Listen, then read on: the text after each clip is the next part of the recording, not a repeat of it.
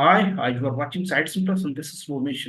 Please to subscribe the channel for the HR news, HR updates, and conversation with the top of CHROs, thought leaders, and business sites. Today, we are going to discuss emerging trends in performance appraisal system in 2024. If you look at 2024, so there are three key factors, I think, that may influence the performance appraisal. Number one, it is the employee mindset and their priorities. We have seen a shift in employee mindset and their priorities in this year, 2024, especially after returning to normal from pandemic. Employees are feeling more independent, they are more confident, they're working on various projects, maybe multiple projects at a time. They are following their passion, some side hustle, and so many things. So, another important factor is workforce demography. According to a survey in 2025, Gen Z employees are going to be the 27% of total workforce. So I think this is an important factor that may also influence. And the third important factor is the technology. In the last 2 years, we have seen a rapid evolvement in technology, especially if we talk about the generative AI. And this technology is also helping in efficiency, in productivity. So this is going to be also one key factor that may influence the performance of the result. To discuss in detail, today we have two senior HR leaders. Let me introduce Ms. Arunima Mohanty. She is the Head Human Resources at Sona Comstar, Driveline Business. And Mr. Ganesh Iyer is a Senior Director HR at ADP. Welcome, both of you. Arunima, first I'd like to come to you, and I would like to understand from you that what are the latest trends, what are the current trends in performance appraisal? Thanks, Ramesh, for inviting me for this very much topic, which is required and engaging discussion. Well, to me, the performance management system and the fundamentals remains the same. However, there is a shift in the focus, and more so business are adopting the new agile ways of performance management system. The focus is also on more on data-driven approach in terms to garner more on the support for real-time performance review. There is also a focus towards the integrated systems in terms of like cross-functional teams, cross-team collaboration to garner more sponsorship and partnership towards that business review or the performance review. A few of the examples, if I may quote, in terms of RFQ conversions or cross-sells or OTIF. And yes, the shift is also from KPI more on the OKR system, objective key result, as well as, we particularly focus on towards the enablers for the performance, then the results. And steadily, I do also see that business is also moving towards 360-degree view of the, to create that business alignment. So these are the trends I do see coming into the business, becoming more and more the part of the performance management system. But the fundamental, as I said and alluded, that having a clear accountability alignment with the broad business objectives, that remains the same. Ganesh, would like to add you something. And if I can also, Arunima has highlighted certain points. This is more data-driven. And she's also talking about, beyond metrics sometime. And when we look for the team and when we look for some human behavior part, then what are the fundamentals about the morality, like ethics, like integrity? So are we really moving beyond the metrics? What is your take on this? Thanks, Ramesh, first and foremost, for inviting and, of course, having me here. I would echo with everything that Arunima said, because today, compared to the anecdotal approach of performance management, it's a fully integrated approach today. It doesn't have to be a standalone operating model. It's very well integrated into what you do on a day-to-day basis, what you do on a quarterly basis, what you do on a biannual basis. So having been in the HR industry for almost about close to 1.5 decades, I can clearly see the shift when I started my career vis-a-vis what it is today, where the empowerment was more towards the employer and the manager. Today, there is an equality in the whole conversation. The employee has equal conversational approach, has equal discretion and opportunity to raise request, coordinate, and also partner with his or her manager in working across the performance approach. And I started my career actually as a performance specialist, being specializing into performance consultation. And quite honestly, the shift that I've seen is no longer that you want to assign a number to your performance metrics. You do not want to be called whether you're a performer, you're a non-performer. I think I don't recall a conversation in the last 5 years where my manager, my leaders would have come back and say, hey, how you're performing. I think that showcases the level of maturity, how performance management has shifted. But truly, I think if you have continuous check-ins, continuous conversations, and continuous feedback, and the reason I want to emphasize continuous, I think this is a constant cycle in the 12 months of performance. You do not want to be waiting even for a quarterly check-in to understand how did I perform, and nobody is posing those questions any longer. Because I think the fact remains, it's a 360 view. You are not a function of your siloed contribution. You're a function of how you are partnering, how you're collaborating, and how you're motivating people all around you in your ecosystem. Because today, I think gone are the days when you would operate in a very siloed function. You are by default gaining exposure to different teams, different verticals, partnering with different COEs, no matter whichever type of role that you're performing in your current firm. Because I think it's a performance as a function of how you demonstrate your values, how you demonstrate your work ethos, how you demonstrate your work itself. And plus, in addition to that, I think the difference between an individual contributor and a people manager has become so refined that people are not able to say whether I am an individual contributor and here are my goals and here I am a people manager. I think there is some still level of identification that you can do, but I truly feel the biggest difference is everyone has to drive their own continuous feedback conversation. And in addition to that, I think the reason why 360 works vis-a-vis what was there before, I'm not saying what worked in the past, because today organizations have matured a lot. They prefer people who are able to demonstrate collaboration and in teams, demonstrate awareness, demonstrate subject matter knowledge. And all of this, there used to be a term when we were in college called balanced scorecards. And I think today many firms are using the same foundational elements, but more towards individual engagement. So no matter which role you're performing, for me, I think performance management systems have evolved, and I think it continues to evolve further because there are always concepts that companies are trying, testing, and that's where it's become so well integrated using technology, where everyone prefers to have this visibility on feedback, documentation, information getting exchanged and transmitted between different teams. And also with the whole advent of tools that companies use, it's changed the whole conversation itself. Where you're a participant, you're a contributor, you're leading a project. I think the whole three different roles itself defines how your performance is truly a definition of how your peers are actually judging you.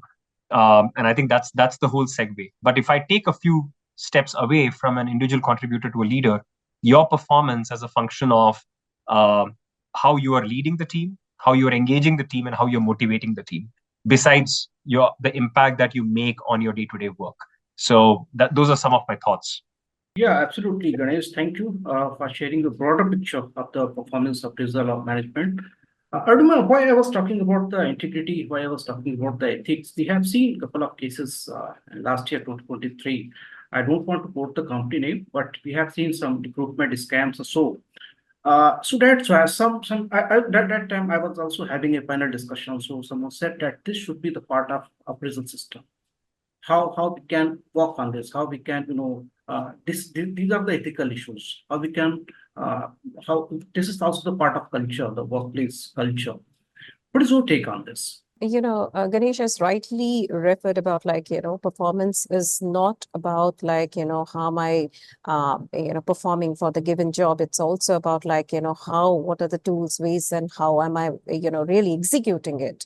So Ethics, well, I mean, like, there are the uncompromised way of working in the organization. So wherein which is well guarded for the ethics parameters.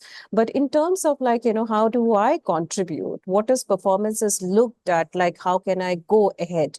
How do I work differently? How am I creating that personal excellence? How do I work in terms of like creating that personal impact? How am I succeeding with others? So these are the few of the qualitative aspects, how do we look at it, and we well capture it in, in our performance system. As in how the organization are looking, that's what I also emphasized in my previous, the trends which are coming up, like, wherein the companies are shifting from, personal KPI to more of an integrated way of looking at performance, looking at how collaboratively we are working, and how everyone do contribute towards that common goal. And yet the companies are moving towards like, the enablers and 360-degree view towards the individual, and how the individual is contributing. So these are the, a few of the ways I look at companies are guarding towards the right way of working. Ganesh, you are a technology company. So how do you see the technology is streamlining the results, and it is being more insightful? We actually sell HR technology to other firms, so probably it's a well poised question. I think goes without saying that we have to be consumers of the products that we sell to our clients, and that actually provides a lot of inputs and insights to us, no matter the next gen solutions they are using, or the beta versions that we are probably rolling out into the market. But I think as a firm, as an leading HR practitioner, and a firm that truly believes in developing HR technologies, one thing that I would say is we have always been ahead of the market in understanding what trends are moving, what are the shifts which are happening in the market, either driven by region or globally. And I think we are a very fast paced firm, right? We know truly that what are the upcoming trends which is driving the workforce changes. We also publish a lot of news about employability, global employment trends, etc. And I think today goes without saying that performance is a byproduct of all the tools that you build. And if people know us for various reasons, that in terms of what HR softwares and products that we sell, but one should realize that we cater to the entire employee life cycle, from hire to retire. And taking that as a cue, I strongly believe that performance management is a very integral part of any kind of HRMS, HRIS software that you sell. No matter you're trying to build an employee profile, no matter you're trying to sell onboarding, no matter you're trying to sell time and attendance or payroll, etc. I think performance management integrates to all of these various life cycles, right? Because you have a point of entry, the system needs to start capturing your data, your manager needs to have visibility about the things that you're working. So we use a tool called Standout. Standout is an ADP product, and we also sell it to the market. But I'm not trying to market it over here, but we use something called as a regular check-in. This is available on mobile. This is available on the employees' laptops or desktops. And every week, we encourage employees to go ahead and inform their leaders about the things that they're working on, top priorities. And in addition to that, the manager has the ability to respond back, has an ability to view, and also the ability to comment and share thoughts about, hey, can we align on some of the priorities that might be missed? Or, hey, I would prefer this priority to come on top. Besides this, there are a lot of other functionalities that the tool does for us. And this is for the global workforce, all the 60,000 people who are spread globally in different locations and operating in different countries. And what truly happens is, I think the power of check-ins has become, not more like a stigma. This is something that we all do by default, and we love doing it. Reason because I think the empowerment it gives me to share about the engagements that I prefer to work on vis-a-vis things that I do not prefer to work on. That's a completely different dimension, to the workplace scenario. In addition to that, you can do your goal assessments, you can do your milestone connects, you can do a lot more things that you do not do on a daily basis. And that's where technology becomes very handy compared to the conventional method saying that, hey, you have a performance management system where you're supposed to capture your goals, and those goals are supposed to be reviewed every month or bi-monthly. I think here, I know what I'm supposed to work because my leader is empowering me to do that. And in addition to that, I can cascade this. I can cascade it to my span of control, to my teams, people who are in a matrix team, people who are in a direct reporting function. So the benefits I see, and the point I'm trying to drive is, I think technology solves for everything. So the appetite has to be there. Clearly, if you're a small, medium, or a large firm, no matter the size, the more transparency you bring through some of these formats of technology, I think it can drive a significant engagement, a significant approach, and a change in the whole way that you perceive performance to be. Because performance is not driven by one person. The top management cannot drive performance for the last mile of associate or the employee. It has to be every person feeling the same thing. So no matter in our firm, it is not just the top management or the middle management or the employees, everyone does it. So that's where it is truly a unanimous tool, a unified tool that works like a well-oiled machine. But I would say that today, the biggest reason why there is so much of innovation happening in the HR tech space is because firms have truly realized that in each market, the dynamics are very different. In each market, the customizations are very different. So it feels like, it's a never ending appetite. And with changing times, all these trends, firms are trying to catch up. And that's where there is a huge amount of investment coming into the HR technology space. Right, Ganesh. I would like to add you something. No, I totally agree. Like, the technology helped us in bringing in that more coherence and, in a more collaborative manner. And I truly agree with Ganesh is like, the frequent check-ins and me volunteering and business collaborating does help in employee, putting their views and bring in more transparency. So I agree to what Ganesh has mentioned.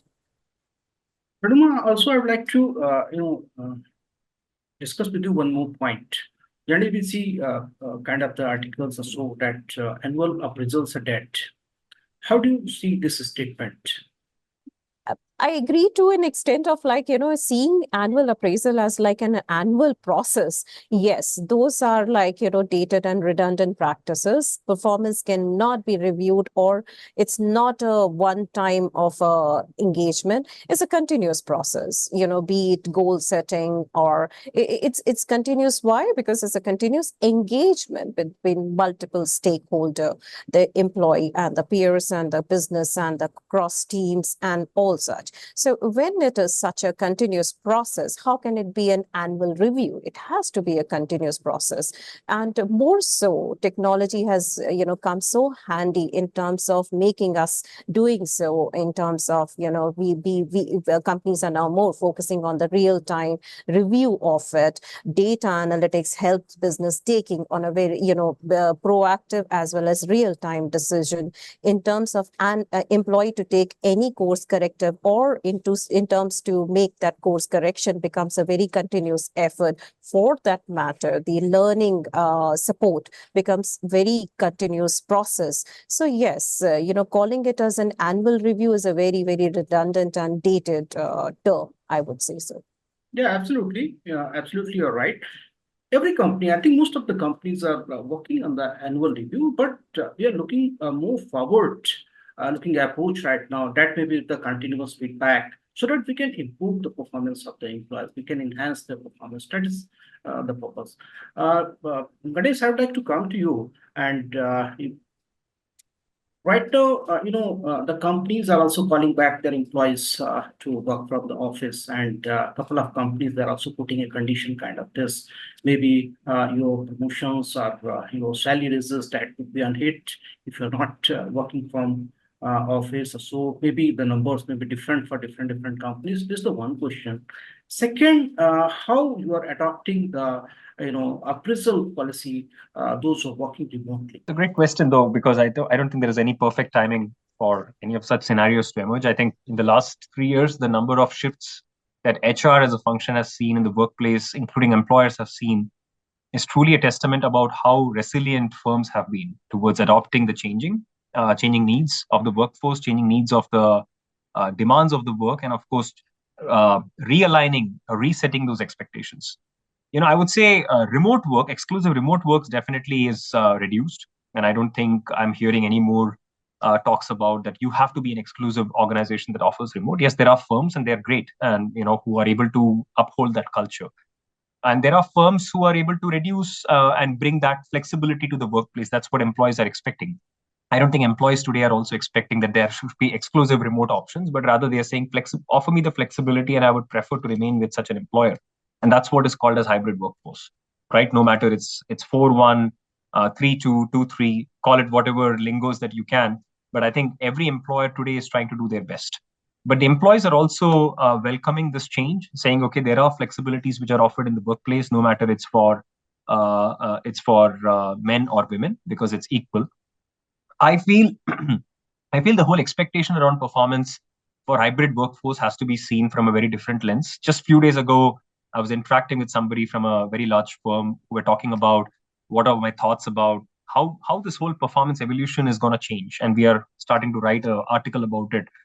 I would tell you that today, the shift is largely from OKRs, where you are just driving on objectives, results and outcomes, to companies becoming more outcome-based approach. And I think this is a new term that I'm also learning. I've also heard this very recently, because managers who are more concerned about presence of physical space, physically present in the office, I don't think there is any conversation about productivity. And I think today I see that across all the enterprises today. People are saying, I don't care where you're working from and how many days you are present in office, but rather I'm concerned about the productivity that you bring to the table in form of outcome. And that outcome could be anything. That could be related regarding your work, regarding your activity, or a project that you're contributing to.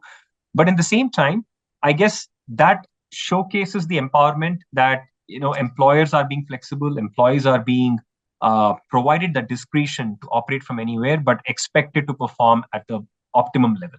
And nobody else can tell you how best to perform, what are your engagements, what are your priorities that you have to fulfill, because we are all mature adults.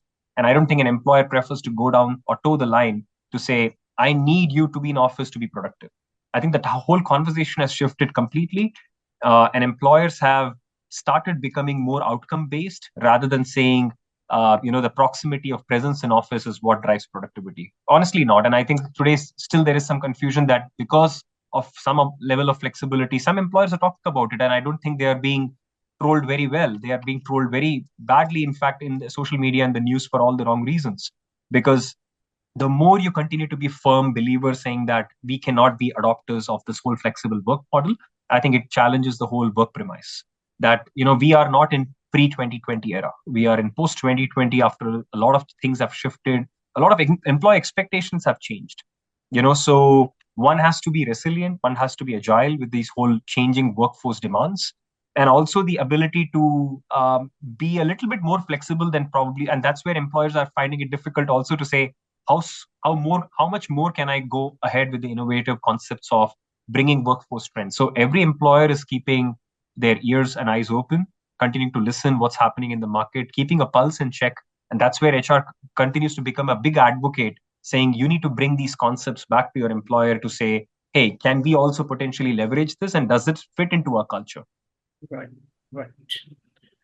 Arunima, after appraisals, this is also very important how you integrate with the training part, how you integrate and how you work on the promotions part, and how you work on the salary rates. Sometimes we are looking also for the perfection for the promotion. Okay, so this is the expectation. How do you work on these policies? The change what we have brought in out here is performance purely. I mean, like in terms of the performance review, purely looked on based on the performance which been assessed timely. But in terms of the promotions, upgradation, or in terms of it, we purely look on the softer side of it in terms of the competencies, how the people are demonstrating, how is it they are integrating, how is it they are leveraging on the core competency, because we are a technology based manufacturing company. So our focus and impetus is very high on the technology core competency in terms of adopting to the new, the insight which is coming into the business, and of course the leadership skill sets. So we have come up with while the increments are more aligned towards the performance these outcomes. But in terms of the role elevation and career growth is more integrated in terms of how are you ready for the business for the future. We have defined and designed a very integrated, personalized development plan, which is further integrated to, the other systems of career growth management plans, learning management systems, and we look at very holistically in terms of like that really the identification of the talent which is required for the business today and tomorrow. The development plan is aligned to bring up the performance outcomes. And in terms of like, yes, the readiness of this talent to transition, the next level. So all of it, we look at very holistically and very integrated process what we have. Ganesh, I think we have discussed all the important elements related to the performance appraisal and performance management. Anything else which is important and we did not touch here? Would like to share as a concluding remark? When you say performance management, you also have to talk about talent management. And I think I heard Arunima touching that topic because, these two are byproducts of performance. One without the other is just like, it's like a wishful thinking. So, while I think performance management has been existing in not just in the prior eras, a few decades back from industrial relations to factories, manufacturing, where productivity can be a subject of how much you are able to showcase as output. But in the corporate world, I think this whole terminology for performance and talent started with McKinsey back in 1998, right? Because they brought in these concepts which were far more resilient and bringing more awareness. And I think today talent management is not just talking about, hey, what are your learning needs? How can we focus on your skill development as an organization, provide a better governance?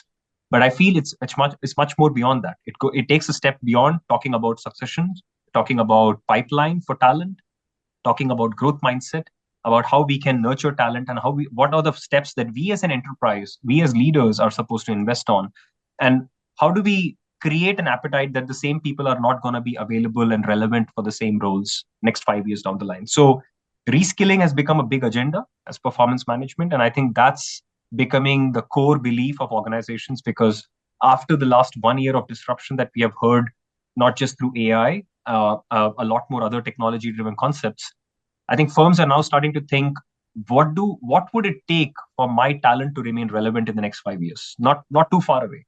3 to 5 years is an actionable plan. One, talking about soft skills, job-based skills, and niche skills that is critical for your enterprise to remain successful or at least being relevant in the market. Because no enterprise wants to face the same situations like the Nokias and the Blackberries, where they did the lack of innovation led to them, being non-existent.